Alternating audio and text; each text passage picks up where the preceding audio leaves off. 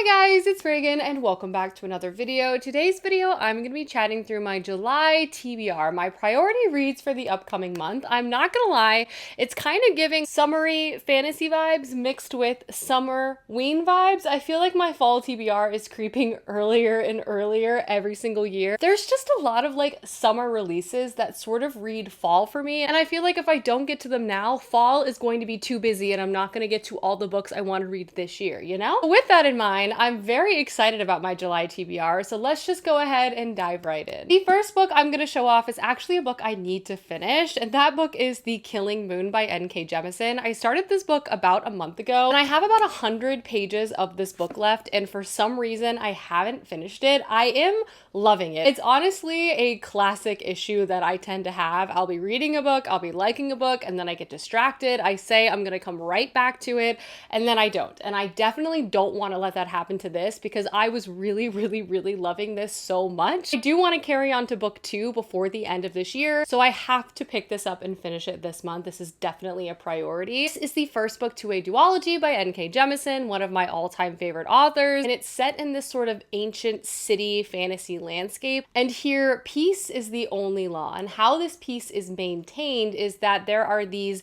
individuals that roam the rooftops at night, they harvest magic from sleeping minds, and also do away with any person that they deem evil. And at the beginning of the story, a conspiracy rocks this city and our set of main characters. One of our main characters is one of these peacekeepers. It's incredibly interesting, and it kind of feels like N.K. Jemisin's take on vampires. Again, I was loving it a lot. It had such great character work, such interesting politics. I don't know why I haven't finished it yet, but I'm definitely going to be finishing it this month. Moving on now to a set of very vibey reads, a lot of them newer releases and kind of fit into my summerween category, if you will. The first is The Night and the Moth by Rachel Gillig. This is this author's new romantasy release. She also is known for writing One Dark Window, a duology I have read and just sort of found to be okay, but her new release definitely called out to me. One, because I feel like I'm going to be able to go into it with the right mindset and expectations of it being romantasy versus just general fantasy, but the setting and ambiance that the story seems to exude also feels like something I would really enjoy.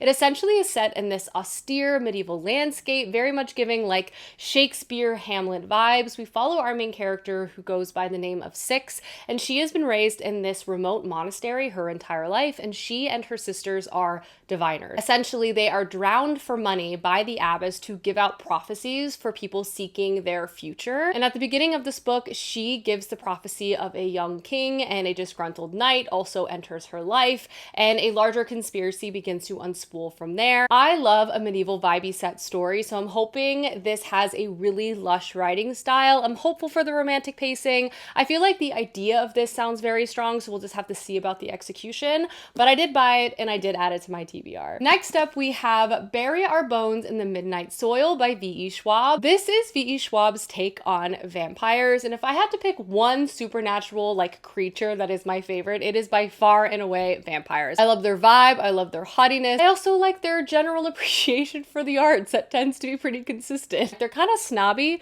but in an enjoyable way. This is a story set over quite a large expanse of time, and we're following the stories of 3 young women who are all sort of buried deep in the soil and come back out bearing fangs. I don't know too much aside from that. I know one girl lives in the 1500s in Spain, another in London in the 1800s, and lastly, more so in present day in Boston. Somehow their lives and stories become interconnected. I'm curious about this one. I've always really appreciated V.E. Schwab's writing. Some of her books really land for me, some of them not as much, but I do feel like the inputs of this very much call out my name, so I want to get to it soon. I also feel like this is just in general a very hyped release, and the early reviews do seem strong, and again, I love vampires, especially gay vampires. The next new release I'm very much looking forward to getting to is The Listeners by Maggie Stiefvater. And this book is set in a luxurious hotel in West Virginia, which has always offered luxury and escape for its patrons. It's also owned by a very wealthy aristocratic family from Europe, but staffed by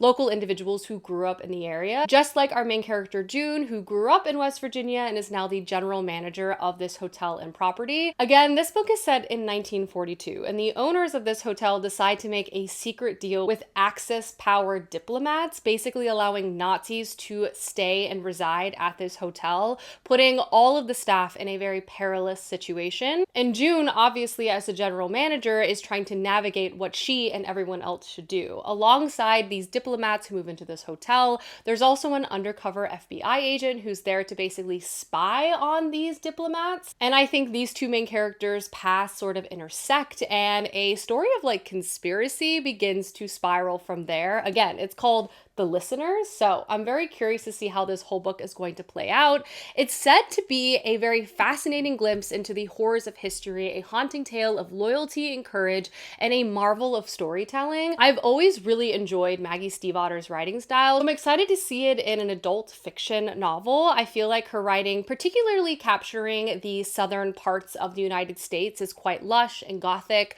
so I'm looking forward to this. I've heard also really great things, but just in general, a new release by an author I've been reading for well over a decade. Along that same vein, I am of course going to be reading The Bewitching by Silvia Moreno Garcia, another sort of spooky, scary fall vibes book that I will be reading in July because I just can't put off reading one of my favorite authors' newest releases. But Silvia Moreno Garcia is back with another horror fantasy novel, specifically following three women who are three witches through time. But this follows our main character Minerva, and she is currently working on her thesis, which focuses on the history of horror literature, and specifically researching one author who's very famous for her horror stories from the Great Depression era. But as she begins to go down this rabbit hole of researching this individual, she begins to uncover some much larger and much darker secrets than she could have ever anticipated. And as she begins to learn more about this secret past, there also feels to be this dark force that begins to stalk her in present day. Again, this is one of my favorite authors of all time. I especially love when she has horror elements in her story. She honestly can do no wrong in my eyes. She writes across all genres, it feels like, and I always eat it up and love it immensely. And the last sort of vibey read that's on my July TBR is The Bog Wife by Kay Chronister. This is a book I picked up last year, and I've honestly been dying to pick it up ever since I added it to my shelf. It's giving weird gothic horror, sisters in the woods doing strange things, and I love every single element of that setup. And the setup of this book is, since like the beginning of time, one family has been overseeing the care of this cranberry bog, and in return,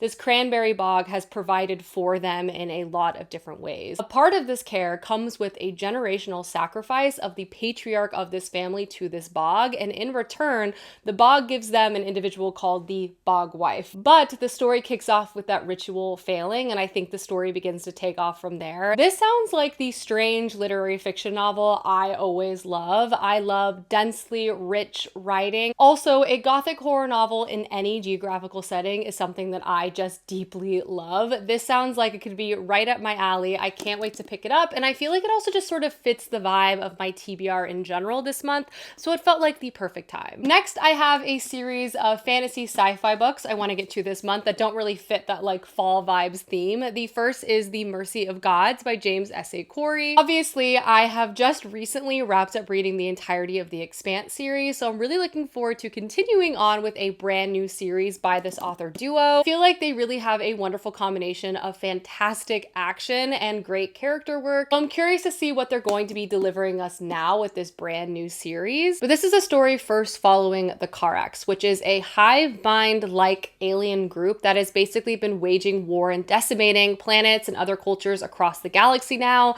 for generations. But at the beginning of this book, they are afraid because there is an ancient enemy that's apparently going to come and destroy them. And apparently their only saviors to protect them against this enemy is humans. So they descend on a planet and decimate this colony and population of humans, basically kidnap the remaining and the most capable humans and bring them on their ship to solve this like impending doom and problem. And we follow a set of characters who are basically kidnapped and swept up in a conflict like far beyond the reaches of what they should even be involved with. They're focused on not only their daily survival, but also like possibly the end of the galaxy as they know it. This sounds like a really intriguing mix of things. I feel like it's kind of starting at a midpoint of a typical sci-fi series, and I think that sounds very cool in terms of like exploring what in the world is going on. I already know I love this pair of authors' writing, so I'm excited to see how this book is going to take off. I'm hoping it's like really, really hard to put down. Probably my number one priority to read this month, aside from those vibey reads I've just shown off, is The Grace of Kings by Ken Liu. This book has been haunting me on my TBR now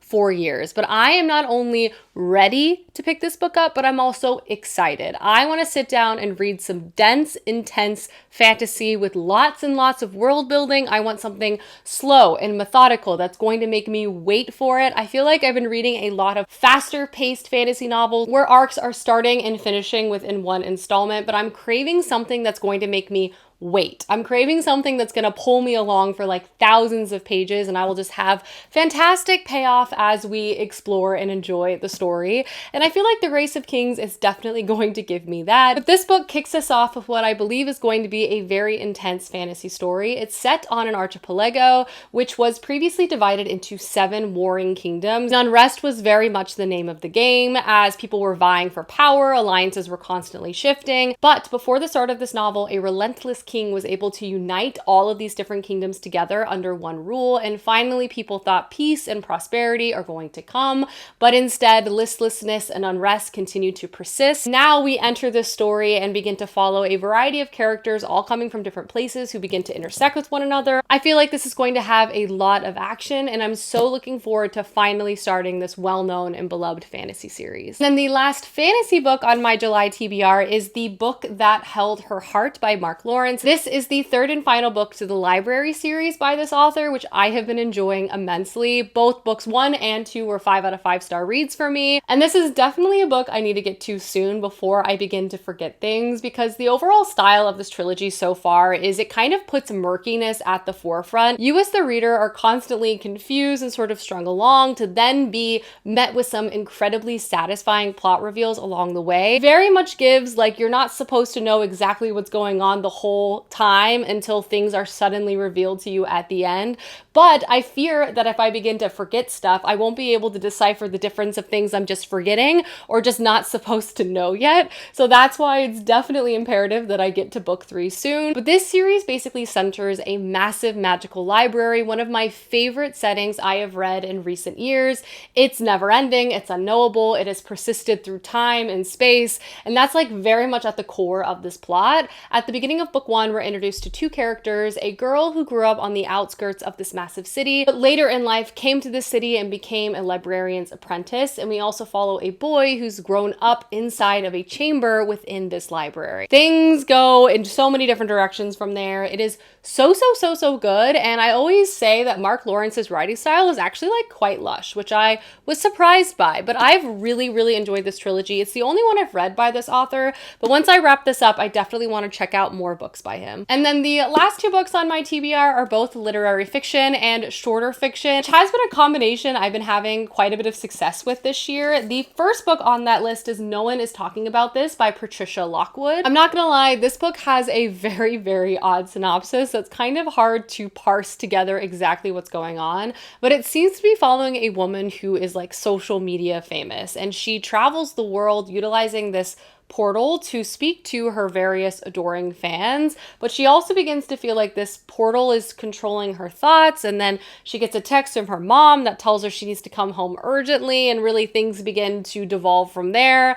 Again, it sounds very strange, but I love strange literature, so I honestly feel like I don't even really want to know what this book is about and just dive right in. I've heard excellent things about this. I actually picked this up after I saw a recommendation at one of my favorite local bookstores kind of describing it, and it sounded quite intriguing. And then the last book I have on my TBR is The Pachinko Parlor, and Pachinko Parlor is said to be a beguiling and excellent exploration of identity and feeling othered. In it, we're first introduced to one of our main characters named Claire, and Claire is living in Tokyo with her grandparents, and it's currently the middle of summer and it's very hot, and she splits her days first tutoring a young 10-year-old girl in an abandoned apartment in a hotel, and also spending time in her grandparents' pachinko parlor, which they opened in Japan many years prior after fleeing Korea. The story seems to document the unlikely friendship between Claire and Meiko, the girl she tutors. Again, I hear this is just absolutely stunning. It's not very long, so I also feel like it's going to be just a wonderful slice of of life story that's also quite emotionally charged. It also won the National Book Award, so I feel like this could possibly be a new favorite for me. Alrighty guys, that is my July TBR. Please let me know down below some books you hope to get to this month, as I would love to know, and I will see you guys soon with another video soon. Goodbye!